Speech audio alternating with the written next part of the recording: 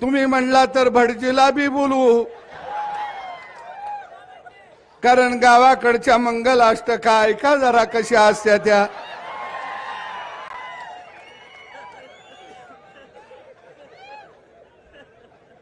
पण त्याचं एक स्वप्न आहे राहुल बाबाचं, मेरी शादी कब होगी, जब मैं पंतप्रधान बनने के बाद होगी. मरकडवाडी गाव हुशार आहे.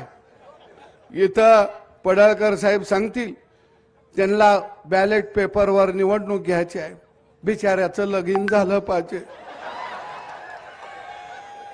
पोलिसांना मी विनंती करतो, त्यांना 2 डबं मांडून देतील. बॅलेट पेपरवर मतदान होऊन दे, तो गडी निवडून येऊन दे आणि त्याचा शपथविधी इथंच करतो आणि अक्षदा बी इथंच टाकतो.